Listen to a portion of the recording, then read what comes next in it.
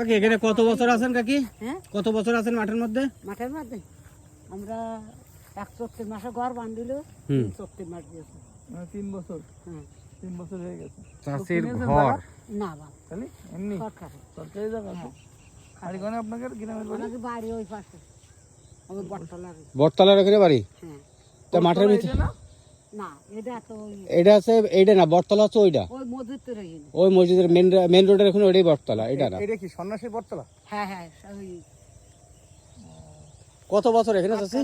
আমরা হুম আমরা 34 মাস দিয়েছি। 34 মাস। 4 বছর।